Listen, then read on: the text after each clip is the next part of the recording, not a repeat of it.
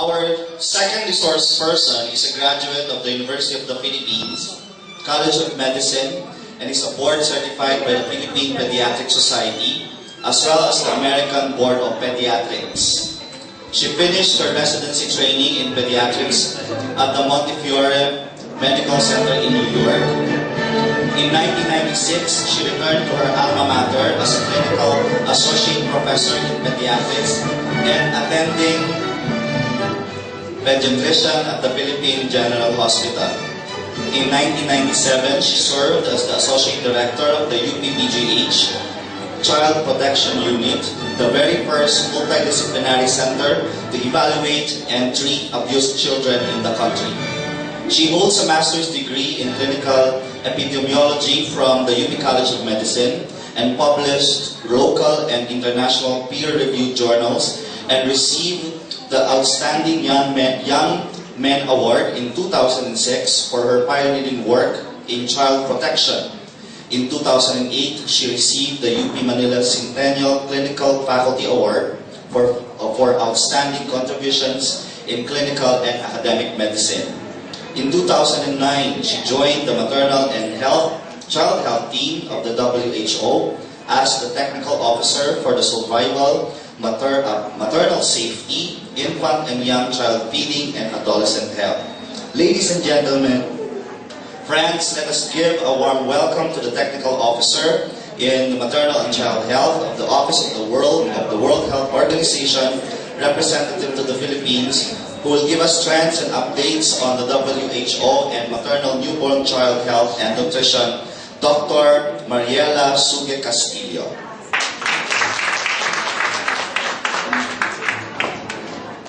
Thank you very much at magandang umaga po sa inyong lahat.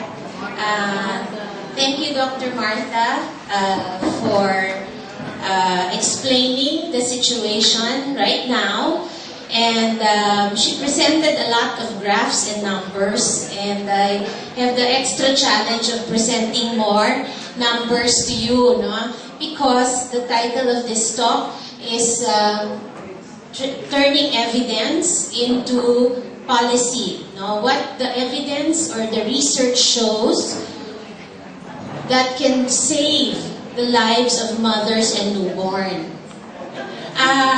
Narinig niyo na ho ba yung sa mga salitang evidence-based medicine? Yes. So, pag sinabing evidence-based medicine, ano ho ang iniisip niyo?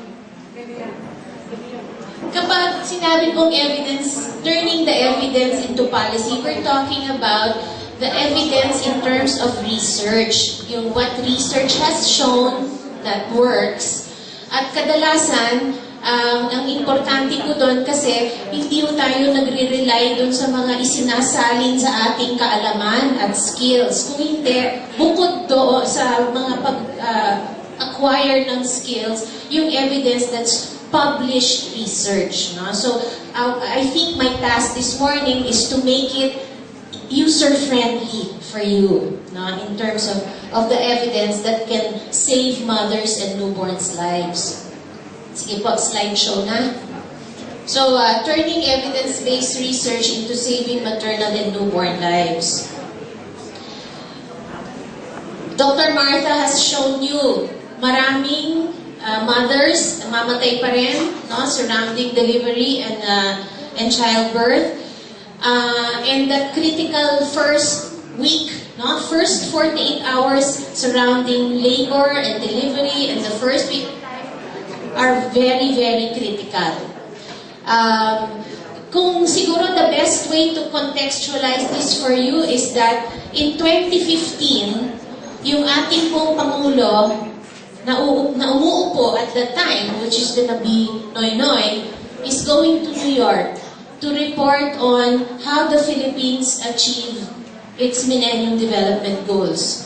Ano ho ang report card na ipapakita niya sa buong mundo in terms of maternal mortality ratio? Naabot ba natin yung ating prinomesa noong year 2000, 15 years ago? At naabot ho ba natin yung ating prinomesa in terms of MDG4, saving under 5, the lives of under 5 children. So, yun po yung konteksto, kaya urgent ho, medyo emergency yung ating kailangang gawin mga pagbabago. Kung on a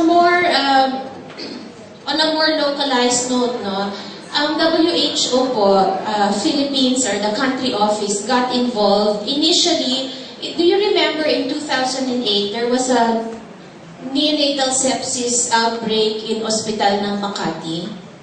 Nasa Jali ho yun.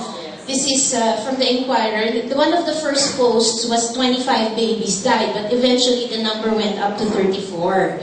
And initially, this was handled as a hospital infection control problem. Kasi di ba, pag nagkaroon ng sepsis sa nursery, sinasara ang nursery. Pag nagkaroon ng sepsis or infection sa mga delivery room, sinasara ang mga delivery room. So this was handled as a hospital infection control problem.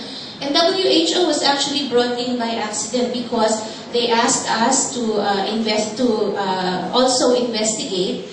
But on a more direct connection was one of the fathers of these 34 babies who died wrote WHO headquarters in Geneva and asked, "Why did my baby die? My baby was born full-term, healthy, at sinikap ko ngang dalhin siya sa ospital para nga hindi mamatay, hindi nag-deliver sa bahay, pero namatay pa din of neonatal sepsis." And so, my team leader, Dr. Howard Sobel, was assigned to this, and one of the first steps that was investigated was to find out if these babies who died were given colostrum. And that's usually in the first hour of life, and not a single one of these babies were given colostrum. Okay, so hindi po nagpa-practice ng breastfeeding initiation within the first hour of life in this particular hospital. And that contributes to neonatal mortality, no, or newborn mortality. Next slide. Matagal na pong alam kung ano yung kailangan gawin para mabuhay ang mga babies. Matagal na po. At ang pinaka-cost, ito po, this was published, this is the evidence we're talking about. This was published in the Lancet, which is a respected medical journal, way back in 2003. Sinabi nila na if you do these 23 interventions, no, at marami ho dyan, nabanggit na ni Dr. Martha, if you do these 23 interventions, you are going to save 2/3 or 67% of babies, of children, no, from dying. Anong unang-unang mo sa listahan? And I apologize if the font is small. Breastfeeding. Breastfeeding is the most effective, no, in terms of preventing babies from dying unnecessarily. And it can save up to 13% of deaths. Marami po pong iba dyan, no? But let me just focus on breastfeeding first. No? So, that's international data. Next slide. This is close, very, very close to home. This is right where we are. No? And this is way back in the 70s. No? Dr. Clavanov of Baguio General Hospital. This was published in the Journal of Tropical Pediatrics. I just want to show you, this is an experiment that she made in Baguio Gen. Ito pong box na to, this is on the left-hand side, this is what we call period 1. So newborns were not rooming in, so magkakasama po sila sa nursery. Yun yung policy sa hospital noon, okay? Tapos, mas marami ho sa kanila ang binibigyan ng formula, ito po yan. Okay, initially lahat formula. And then, ito yung breastfeeding, mas kaunti ho ang breastfeeding in period 1. Dito po, each bar represents the number of neonatal sepsis, okay, or serious bacterial infection. Okay? Next slide. Then she instituted a new rule in Baguio Gen. Sabi niya, bawal na ang formula, rooming in na lahat, no? So, baby-friendly, okay? So, lahat ho, naging breastfeeding, umakyat. Wala na ho ang formula feeding. Ano ang nangyari sa neonatal sepsis? Yung mga bars.